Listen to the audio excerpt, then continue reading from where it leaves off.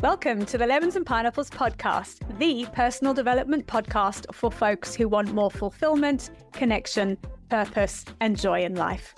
I'm your host, Emma O'Brien, a no-nonsense coach, a seasoned entrepreneur, photographer, rescue dog mum, and happy life enthusiast. Each week on the podcast, I share tools, tips, and strategies, amazing guest interviews, and uplifting conversations that will help you improve all areas of your life. Let's dive in. Hi, folks. Welcome to Season 4, Episode 2 of the Lemons and Pineapples podcast with me, Emma O'Brien, and my guest, Sam Shrosbury. Today, we're talking about why self-care isn't working for you and what will. So maybe you've tried the bubble baths, you've tried the odd yoga class, the expensive skincare routines, and you still don't feel quite right. So we're going to be talking about why self-care isn't working and what you actually could be doing instead to create meaningful self-nourishment and connection. So Sam, who is a physio and functional medicine health coach, and I have created a brand new group coaching program called the Recalibration. You can find out more information about that in the show notes. It's going to be launching. Doors are opening very soon for that. And self-care is going to be something that we are really focusing on in this group program, because I think people have totally got self-care wrong. Talk to us about self-care from your perspective, Sam. I'm just thinking as you're talking, what is self-care? If you think about something else you would care for, whether it's your child or a pet, it's listening to what they need. When the child cries, it's working out. If it's hungry or just needs some love or needs to be changed. So I think self-care is taking the time to actually stop, listen to yourself, your mind, your body, see what it needs and give it that thing, and maybe just also let it feel what it needs to feel. I think a lot of the time we take self-care as just doing something that just makes us feel a little bit better, or maybe like puts a little Band-Aid on it. Like, if I just have a bath, I'll feel better. If I just have a bottle of wine, I'll feel better. I think care is actually caring. If you care about someone else, you would want to spend time with them, listen to their story and support them. So how are you supporting yourself to keep living your happiest life? Yeah, 100%. And I think we talked about in the previous episode, we talked about dysregulation and signs of dysregulation. And I think learning to regulate your emotions, regulate your nervous system, regulate your mind-body connection is a huge part of self-care.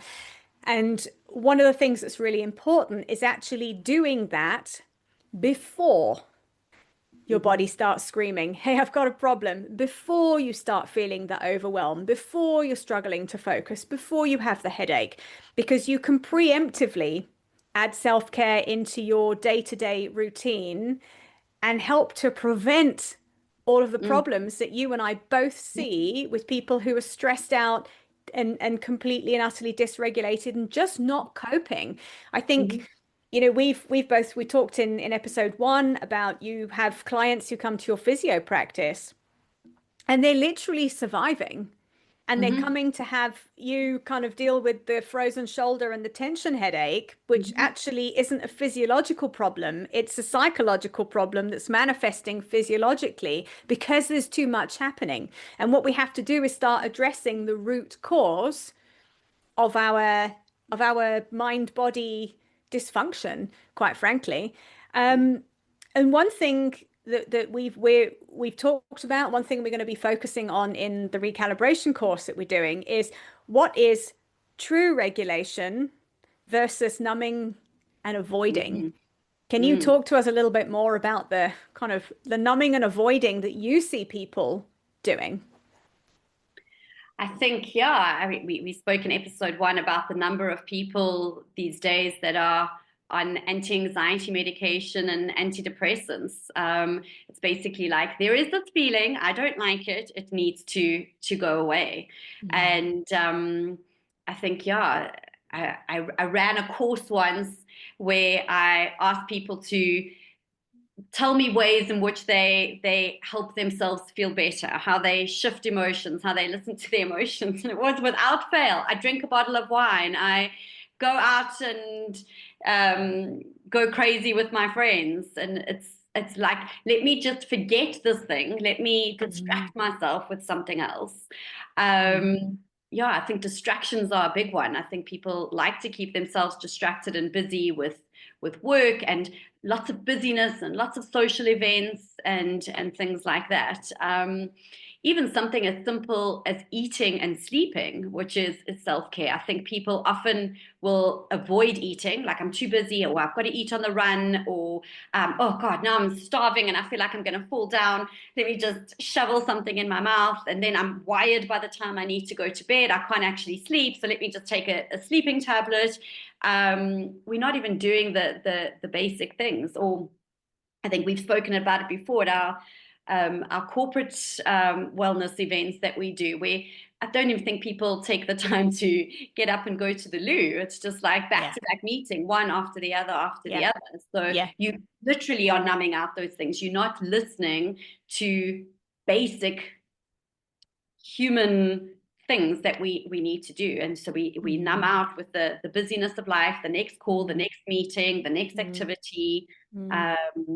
Busyness is probably the biggest numbing agent we use. Oh yeah, totally. I mean, it's like I could give you the whole merchandise range for that, because it's what I used to do. Is I just didn't ever stop. And I think the part of the reason for that is, A, we're not taught to name and feel feelings. B, big feelings are really uncomfortable to sit with. So we avoid them. And I understand why people, I understand why people do it, because it takes quite a lot of time, introspection, and being able to be really uncomfortable to sit in big feelings. But the thing with feelings is, and we come from kind of both two sides of this. Physical sensations of I've got a stomach ache, I've got a headache, are telling you something. Feelings are messengers. So whether they're somatic feelings or whether they're emotional feelings, if I feel angry, I feel sad, I feel overwhelmed, I can't cope, they're all signs that something is out of kilter. And instead of being taught to listen to them and say, okay, I've been feeling consistently really, really reactive. What's going on for me? What's happening that my plate is so full I can't cope? So I can't stay calm because I've got no capacity anymore. If you've not got capacity to cope, what can you shift to find capacity? Because you have to make some lifestyle changes, not like you say, we talked, so I'm not going to get on my soapbox again about it, but not start medicating the lack of capacity with a blood pressure medication or a headache tablet, or all of the things that you will very easily be given, as opposed to taking the time to reflect on what in my life is not working for me and how can I make some adjustments to that. And it's a huge part of the coaching work that I do with people is, can we just take a step back and have an overview here? What's really causing all of these problems here? Is it your relationship that's not working for you anymore? Is it the job that you hate and you actually, every part of you is just screaming, I need something different? Is it the lack of boundaries you've got going on? And how can you start to just free up a little bit of time for yourself each day? One of the things I like to do for self-care is just to go and sit and in the afternoon or in the morning, if I have time, is just to go and sit outside in the garden for 5-10 minutes and just have a coffee or a herbal tea or a pina colada, and just one occasionally, and just sit and enjoy being outside and just be present in the moment. Because that is probably the biggest form of self-care you can give yourself, is to be present in the moment you are in right now. at the risk of sounding like Yoda with a pina colada. I think we've also lost. I'm just thinking, like maybe a lot of people say, well, I will just go and sit down, but the TV will probably go on, or the Yep, cell phone will be in the yep, hand. yep. So you're not actually um, just sitting. Maybe, yeah, there's always a scrolling or um, a TV or a something that it just again keeps us distracted, that we don't have to listen to our own thoughts and feelings. Let's just Yeah, be, yeah, let's just keep being stimulated. So we never yeah. need to look or explore. And I think Mm, sometimes, I mean, baby, sometimes there is all the ailments and the sicknesses and things like that because there's big changes that need to happen. But sometimes we just need to properly rest. yeah, Sometimes, I mean, I had it a few weeks ago. I had an insanely busy week back to back, and I started just being ridiculous. Like everything was sending me over the edge. And yep. eventually, my boyfriend just said to me, I think you need to eat something, have an early night. And then I think these things will not be as problematic tomorrow. And he was 100% right. So sometimes it's also that we just need to switch off a little bit. Yeah, Uh, completely. And get a good night's sleep. I think don't underestimate the power of a mm, good night's sleep. I mean, I'm like grandma here, so I'm literally I'm in bed by about 8:30. I'm up maybe 5:30, 6 o'clock, so I'm up relatively early. But if I don't get a proper night's sleep, I'm foul. I can't actually cope very well. So it's a bit of a non-negotiable for me mm, to get into bed. No, the screen is off. I'll read, and then that's it. I know I need a good night's sleep. It is an mm, absolute non-negotiable. So often, we're kind of not coping, not coping, not coping. But if you're trying to survive on 5 hours of sleep, there's your solution is just go to bed earlier. And it don't mm, you say that, but again, we'll kind of overthink the whole thing. Is how can you self-care, like we've talked about, it doesn't have to be the kind of, oh, treat yourself. Going to a spa day, great. But that's not it. It's not long-term self-care. Long-term self-care is what are you doing each day to feel good and really look after your body and also your mind. Like I've said, good night's sleep. I need a good solid 8 hours, otherwise, don't come near me. Sitting in the garden, just listening to the birds and just kind of, mingling with the tree spirits in the garden. All good. I feel I can do that for 5 minutes and I'm like, oh, life is actually quite yeah, magical. It's all good. Um, yeah. I'm a heart math practitioner, so heart focused breathing, which is literally it's so simple. It's something we're going to be going through in the recalibration, is just to take the time to connect inwards and slow your breathing down and put some focus on you as you breathe. I know you've got yoga nidras, which you're going to talk to us a little bit about as well. But they're all very simple things that are very easy to add into a routine. It doesn't have to be 5 hours of standing on your head. Tell Mm. us, tell us a bit about your yoga nidras. So a yoga nidra, I mean, I don't know if the more I talk about it, I feel like the word yoga should be taken out of it and just call it a nidra. But it's also sometimes called a yogic sleep. And it is a kind of meditation um, using certain words and phrases that get your brain waves into the same state that they would be in when you are sleeping, which is your delta brain waves. Um, I believe that yoga nidras are used by pilots where they're often flying long periods of time and random times during the night that they don't have regular sleep patterns, and also by soldiers at war where they need to be quite alert and are in dangerous situations. And just doing 20 minutes of this kind of meditation, it's just basically scanning through your body and literally telling your body to relax from top to toe, and listening to various words that your brain can only focus on those things, slows down those brain waves. And apparently 20 minutes of listening to something like a yoga nidra can give your brain the equivalent of 4 hours sleep. Wow. um, Mm. That It could can be be the that solution to restorative my to your brain. grandma Yeah. behavior. So, um, yeah, so I feel like that's another technique that we can use, because even as you Mm. were talking about people sleeping, where people say, I sleep 4 to 5 hours. I think most people believe that they are functioning perfectly normally on You're 40. not, folks. Sorry. Yeah, You're not. yeah. And it's also because we've gotten used to functioning on that. So maybe you're getting used to functioning at 70% or 60%. I don't know what it is. I think we almost applaud those things in modern day society. Like, we don't ever say, how are you? Oh, I'm feeling so relaxed. Life is great. I mean, you'd be seen as maybe a little bit lazy. Whereas if you're so busy, just, burning the candle at both ends, sleeping 4 hours a night, that's like, wow, this person is winning at life. We almost need to reset our thinking around these things. It's not how we are designed to be living. Modern day life and all the isms that we could do a whole nother podcast on has Yeah, led you're us to totally. believe that. Yeah, you're totally right. And I think, if I think back to pre-burnout, Emma, I would. I mean, it's farcical now when I think of how much I was cramming into a week. I mean, I was working 7 days a week. And as most people know, I also got a photography business.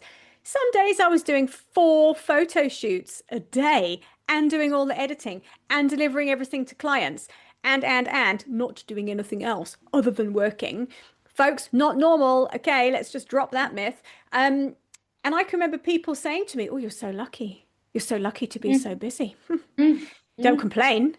Uh, mhm, it's not, it just busy is not a badge of success. mhm, It's mhm, not.